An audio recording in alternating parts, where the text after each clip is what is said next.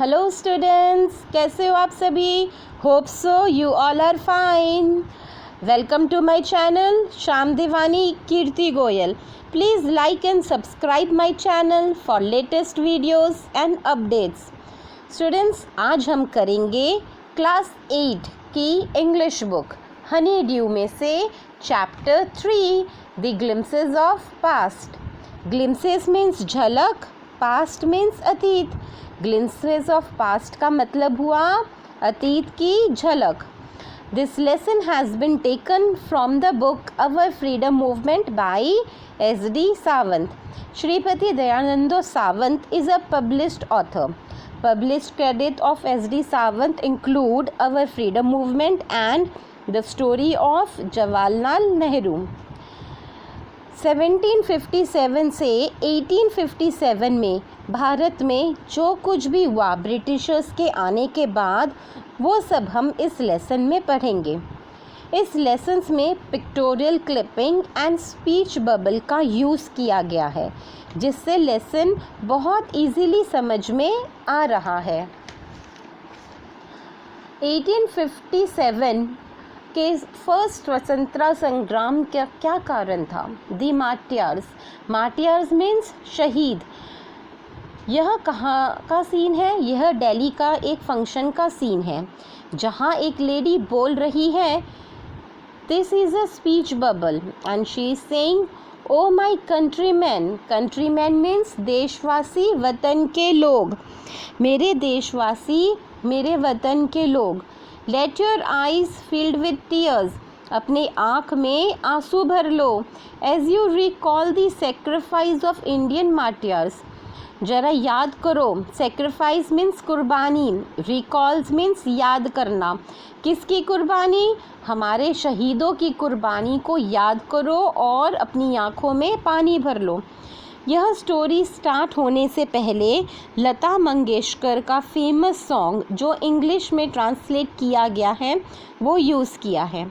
ऐ मेरे वतन के लोगों, ज़रा आँख में भर लो पानी, जो शहीद हुए हैं उनकी ज़रा याद करो कुर्बानी। इस सॉन्ग को इंग्लिश में ट्रांसलेट किया है।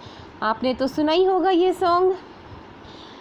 यहाँ पर आप देख सकते हैं इंडियन मार्टियर्स, हमारे शहीद, जैसे गांधी जी, जवाहरलाल नेहरू, रानी लक्ष्मीबाई, नेताजी सुभाष चंद्र बोस, भगत सिंह। दी कंपनी कॉन्क्वेस्ट। यहाँ पर ब्रिटिश ईस्ट इंडिया कंपनी की बात हो रही है। Conquest means Vijay, Jeet. With its superior weapons, the British East India Company was extending its power in 18th century. Superior means सर्वोत्तम, weapon means हथियार। हम 21st सेंचुरी में रह रहे हैं और यह कहानी है 18th सेंचुरी की, आज से 250 से 300 साल पुरानी। भारत में ब्रिटिश ईस्ट इंडिया कंपनी अपनी शक्ति, अपने पावर्स को फैला रही थी। कैसे, वो हम इस वीडियो में आगे देखेंगे। यहाँ इंडिया का मैप है 1765 का। येलो कलर उन राज्यों का है जहाँ इंडियन प्रिंस का शासन था, और पिंक कलर उन राज्यों का है जहाँ पे ब्रिटिशर्स का शासन था। इंडियन प्रिंसेस वर शॉर्ट साइट। यह सीन एक राज दरबार का है, जहाँ राजा अपने खास मंत्रियों के साथ बात कर रहा है। शॉर्ट साइट मीन्स दूर की नहीं सोचना, फ्यूचर की नहीं सोचना। इंडियन प्रिंसेस, जो हमारे राजकुमार थे, वो अपने फ्यूचर का नहीं सोचते थे।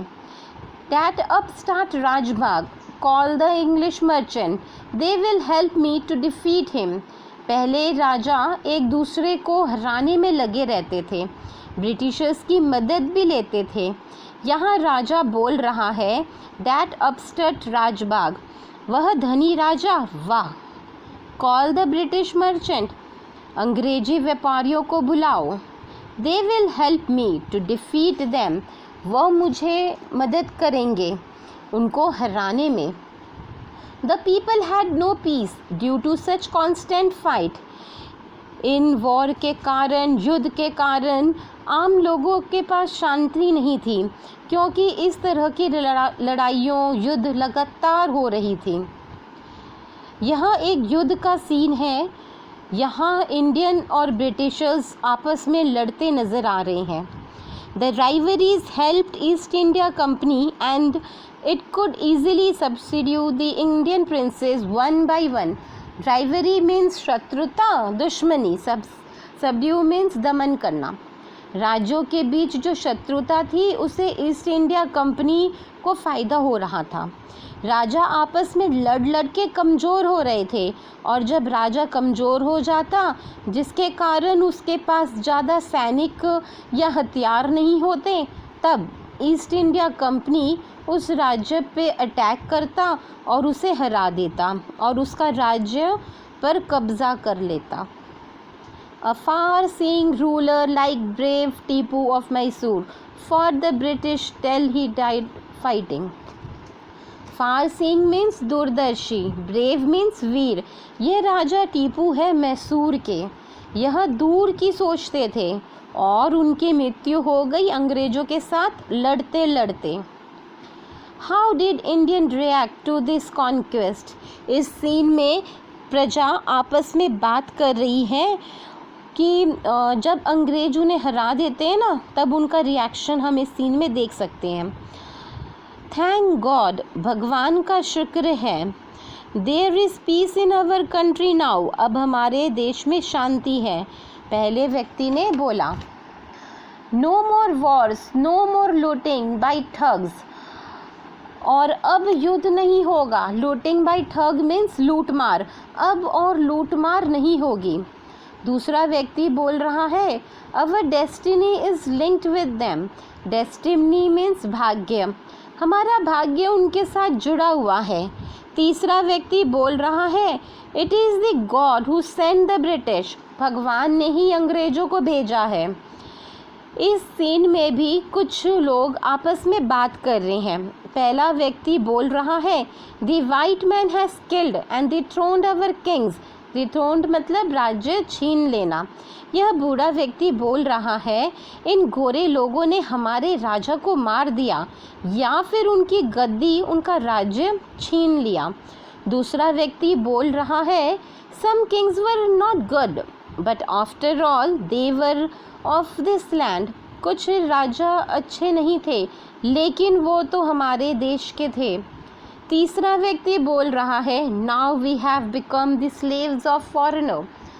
स्लेव्स मीन्स गुलाम, फॉरेनर मीन्स विदेशी। अब हम इन विदेशियों के गुलाम बन चुके हैं। British rule 1765 to 1836। Religious leader preached ideas like untouchability and child marriage. पहले के ज़माने में लोग धार्मिक गुरु की बात को ज़्यादा मानते थे। अनटचेबिलिटी मीन्स छुआछात, चाइल्ड मैरिज मीन्स बाल विवाह। धार्मिक गुरु छुआछात, बाल विवाह विचारों का प्रचार करते थे। इस सीन में अब हम देख सकते हैं कि एक धार्मिक गुरु है और उनके आसपास उनकी प्रजा है, और वो बोल रहे हैं, anyone who crosses the sea will loses his religion. कोई भी व्यक्ति अगर समुद्र को पार करता है तो वो अपना धर्म खो बैठेगा। इस सीन में हम देख सकते हैं कि एक और धार्मिक गुरु है और वो बोल रहे हैं, all the misery in the world is due to women. संसार में जो कुछ भी दुख है वो महिलाओं के कारण है। यह सीन ब्रिटिशर्स के ऑफिस का है। The truth was that Indians has lost self respect, the British scorn them. सच तो ये है, भारतीय अपना आत्मविश्वास खो चुके थे। स्क्रॉन मीन्स घृणा। ब्रिटिशर्स इंडियन से घृणा करते थे। एक ब्रिटिशर्स अपने ऑफिसर को बोल रहा है, the natives are unworthy of trust, incapable of honesty. इस देश के लोग विश्वास के लायक नहीं हैं और वो ईमानदार नहीं है। मगर जो इंडियन ब्रिटिशर्स के साथ काम करता था वो बोला, ट्रू, ये सच है, योर ऑनर, श्रीमान जी, बट आई एम ऑनेस्ट, लेकिन मैं ईमानदार हूँ। यह एक मार्केट का सीन है। बीइंग मर्चेंट, व्यापारी होने के नाते, the Britishers wanted quick profit, Britishers को तुरंत मुनाफा चाहिए था। Their heavy taxes forced the farmer to abandon their field, उनके भारी टैक्सेस के कारण गरीब किसानों को अपनी खेती को त्यागने के लिए मजबूर होना पड़ता था। यहाँ किसान बोल रहा है, your mens are taking my crop, आपके लोग, आपके आदमी मेरी सारी फसल ले जा रहे हैं। तो ब्रिटिश व्यापारी बोला, you are still in arrears, तुम पर अभी भी उधार बाकी है। If you don't pay next week, अगर तुमने अगले सप्ताह तक नहीं अदा किया, I will send you to the jail, मैं तुम्हें जेल भेज दूंगा। Still the Britishers were inventing other methods which gave them more profits. अब तक ब्रिटिशर्स अन्य तरीके ढूंढ लिए थे जिससे उनको अधिक लाभ हो रहा था। एक ब्रिटिशर्स बोला, The goods manufactured in England should not have any import duty when brought to India. England से जो भी सामान बनकर आ रहा था भारत में, उन पर इम्पोर्ट ड्यूटी ना लगाई जाए। दूसरा ऑफिसर बोला, अ गुड आइडिया, बहुत अच्छा विचार है।